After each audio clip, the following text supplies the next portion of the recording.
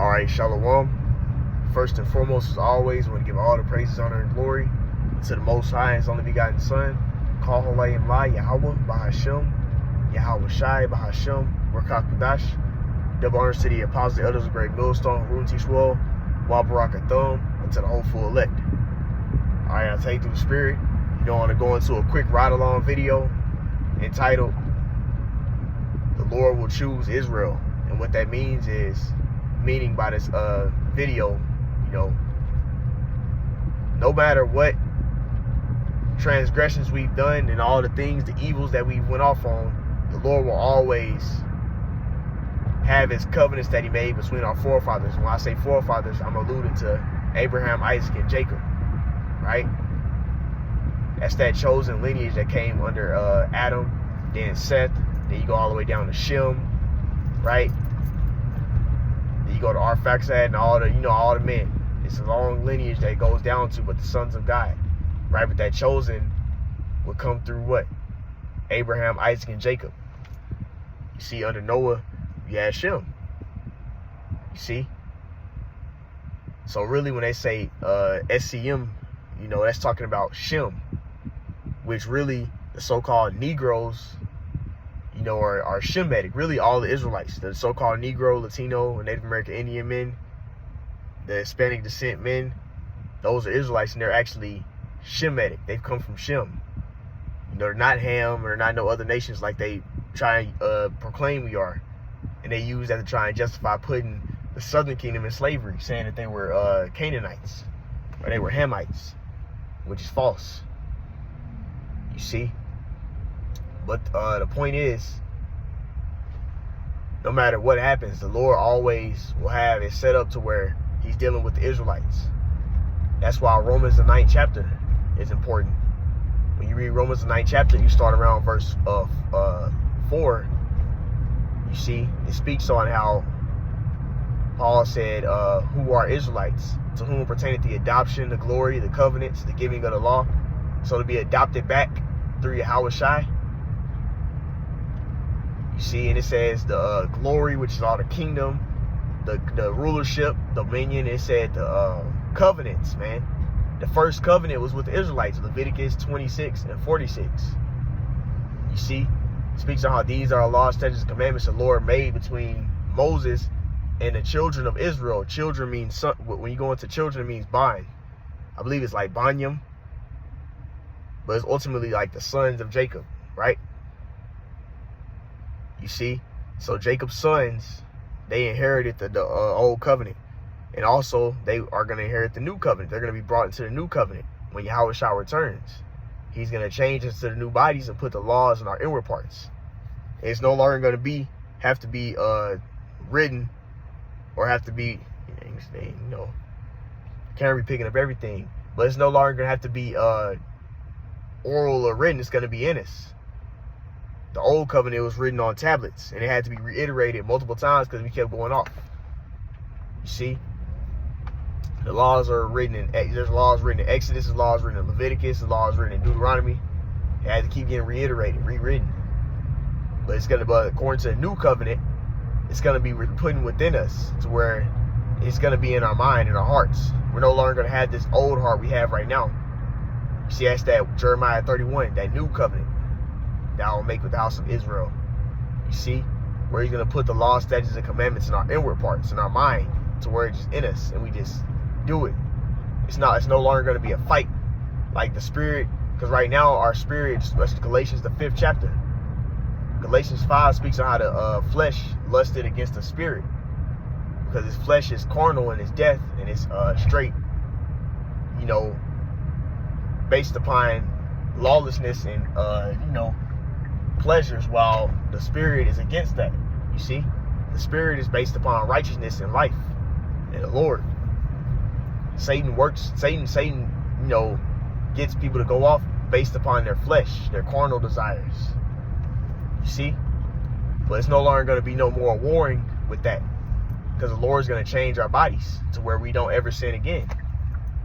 And that's when we're going to be in that Deuteronomy, the 28th chapter, where it says, "Blessed shall He be where you go, wherever we go."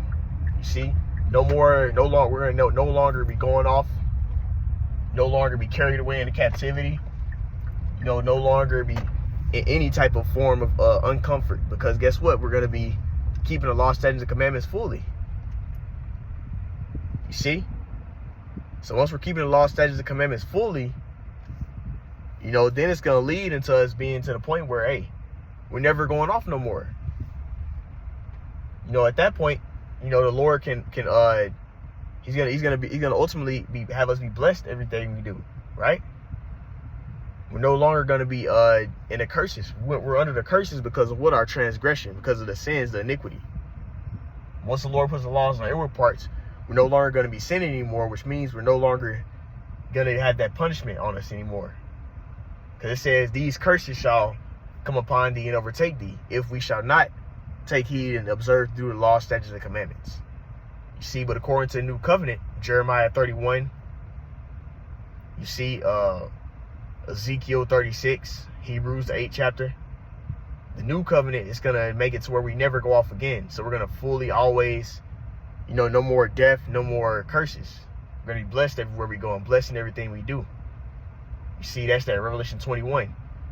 There shall be no more death, no more sorrowing. Yahushua is going to fix all of our problems. You see?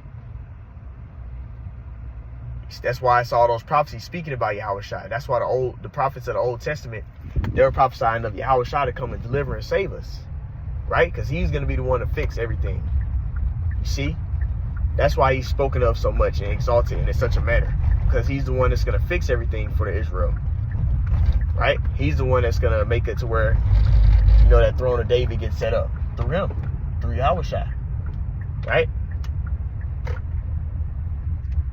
So when you go into these different prophecies and speak about the new covenant, it's all for the Israelites. And then we even read on in that verse, it says, to whom the giving of the law, the service of the Heavenly Father, right? How does the service happen? The priest does the service, right?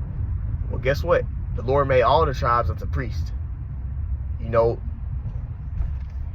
Being those messengers from the Lord. So guess what? The prophets, they're giving the service, but the service is really only for the Israelites. Right? That's who can actually make it. If you're not an Israelite, you can't make it. You see? Because what are you essentially making it into? Salvation is you getting delivered, obviously from the second death and the destruction, but guess what? From these bodies. You being brought into that new covenant. You see? That's what salvation also is, man. Because when the Lord comes back, he's going to change us to those new bodies that don't die. Right? That's essentially what salvation is, getting delivered. But ultimately, the salvation is only for the Israel. That's why Yahushua said it. John the 4th chapter. And many other precepts quoted as well. Acts the 5th chapter. Gave repentance to Israel. The ability to return back is given unto the Israelites, right?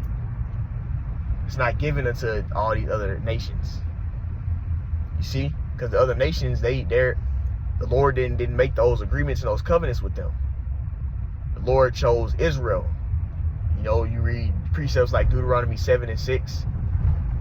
And I have chosen thee to be a special people unto myself. Right? Read precepts like Deuteronomy 23, Deuteronomy 4, right? It goes into that. It quotes that the Israelites are their special people. Second Ezra is the 6th chapter. You see? That people that the Lord made to be close unto him, that he's dealing with on an intimate level, is the Israelites. And it always will be that way. As Isaiah 14. I will have mercy on Jacob and will yet choose Israel, man. No matter how bad we went off, we had many moments where we went off. Like our kings was going off with the southern kingdom before we went into the Babylonian captivity. Then we rebuilt the temple and we started going off again. Then we went to the Greek captivity. You see, it's so on and so forth. It's just a continuous cycle, right? All through the book of Judges. You see, all the northern kingdom kings was off. You see? So if all the northern kingdom kings were off, you see? It just shows you. We were going straight left. So the Lord had to stop this. He was like, I'm gonna have to stop putting into all this. You see?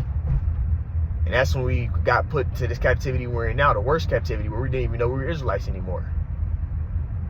But ultimately, we know Yahushua was sent, to redeem us back. And really, through the Spirit, we already are redeemed back. It just has to play out when Yahushua actually returns, makes that grand return. He's going to gather all of the nations of Israel, all the tribes of Israelites. According to Revelation 7, you go to Matthew 24 and 31. He's going to gather back all the Israelites, the elect of the Israelites. You see? So ultimately, the Lord will never forsake or cast away his people. You see? He always will be nigh unto the Israelites, man. Okay? And that's one thing we can always have faith in. No matter what happens, the Lord will always deal with his people. Because he set those promises between our forefathers. You see? And the Lord is bound by his words. He never won't fulfill what he said. Right? So the Lord promised all these things to our forefathers. He's going to fulfill that. You see? So we're getting ready to see all those promises he promised to Abraham, Isaac, and Jacob be set on us. Us not dying, getting the new bodies, inheriting a new covenant. You see? No longer being stuck in this flesh, going off. We're going to be changed into the new bodies that never die, right? And put to a position where we're ultimately, put in a position where we're just ruling forever, eternally. The kingdom or dominion that's in the heavens is going to be set up here on this earth. You see? So the Lord will always deal with his people. That's who the new covenant is for, the Israelites. It's not for the rest of these nations, man.